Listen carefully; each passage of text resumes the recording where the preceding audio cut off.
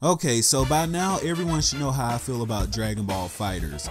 I've gone on record as saying that I don't care about FighterZ, and the only way that you would ever see FighterZ content on my channel is if my fans had an overwhelming support of it through Patreon, or if my haters who swear to God that they can beat perfection supported it on Patreon to get me to challenge them. But I have some news here, or some fake news that I need to report on, and I mean the mere inkling of it, the mere sight of it infuriates me, even though I know it's fake.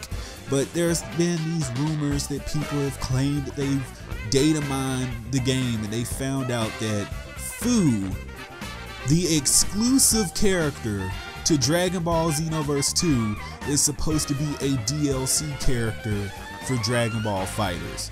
Now, the other data mine characters were Kefla, Jiren, Topo. Like, all this looks like BS. Like, there's no way that Dragon Ball FighterZ is gonna have Tournament of Power characters, only because the Tournament of Power characters just debuted their moves in the past 2 months. Like Kefla, Jiren, Topo, they're just now debuting their moves. So there's no way that FighterZ would have them coded in the game already, because they mostly go by manga. Most of these characters haven't even debuted moves in the manga, so there's nothing that Dragon Ball FighterZ would have to pull from. Maybe Jiren, but again, they didn't have the time to design his character, because he just did start the fight within the past month or so. So there's no way that they would have content to already have him coded in the game. But I'm looking at this, and the mere inkling that Fu would potentially, again, I'm clarifying this as fake news, because I've seen this fake news spread on GameFAQs, and there has been people claiming that Kid Goku is going to be a character on the Dragon Ball FighterZ, and you already know that that's fake. People have tried that with Xenoverse 2, claiming that Roshi and Kid Goku were found in the data mine, and then it comes out later that they were bullshitting.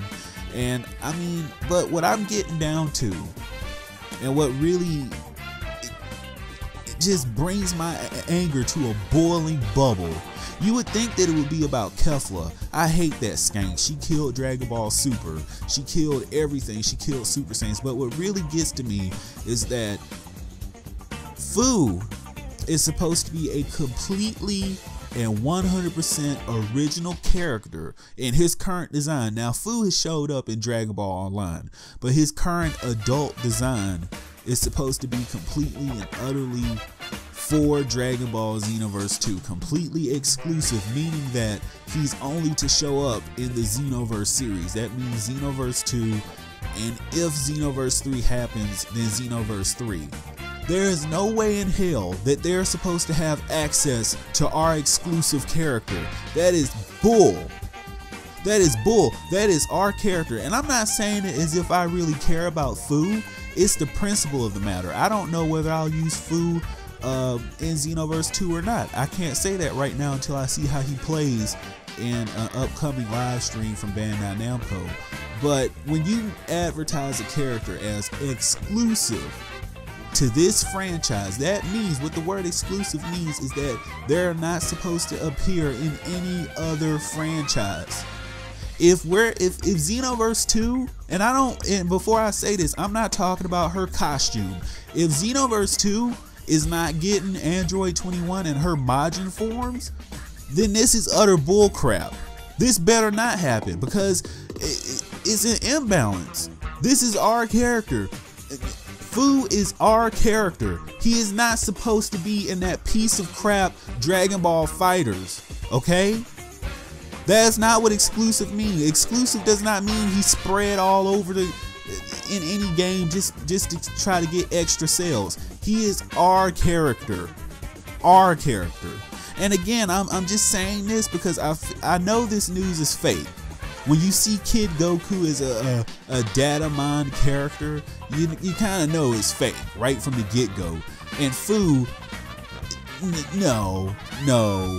And there's no way, again, with as recent as these characters that Jiren and Topo have fought, you know, Topo's just now revealing new abilities. There's no way that they would have time to animate and do all that, because they claim, as far as the Dragon Ball FighterZ process goes, they claim that it takes 6 months to make a character and hundreds of thousands of dollars to develop a character. There's no way that they've had the amount of time to produce those characters, those sprites and everything. There's just no way. But it angers me. That's all I'm gonna say. It angers me because no, that's our exclusive character. It's the principle of the matter. It's the principle of the matter. It's like, unless 21 and her Majin forms, I don't give a two craps about her clothing, but unless 21, the full character, all her Majin designs, because you could take Majin 21 and divide up her different designs in like 2 or 3 presets and be done with it. And then you could have her base form be her own character and her Majin form be her own character.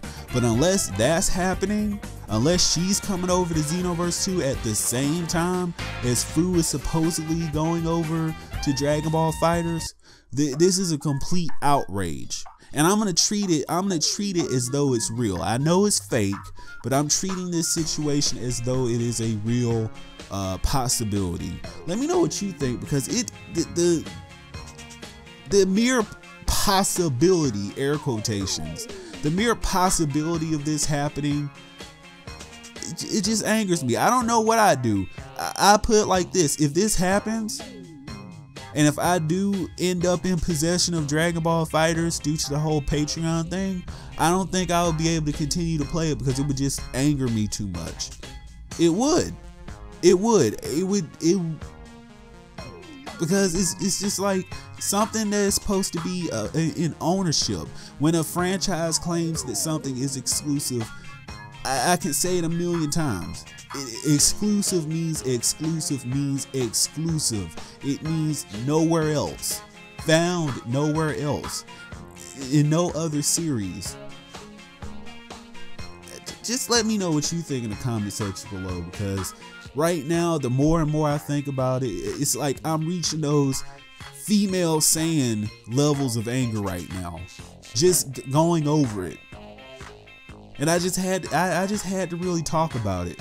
Now, they put some real stuff in here to try to boost the credibility of the leak. Like, everyone's been talking about Bardock and Broly, so they added Bardock and Broly to this image, and they cut off the piece of the window where you would be able to tell whether it's not Dragon Ball FighterZ actually being data mined. They conveniently left that part out of the image that I saw that was leaked on GameFAQs. The post on GameFAQs even took a life and got out on Twitter by a person who obviously saw the post on GameFAQs and is saying the same thing.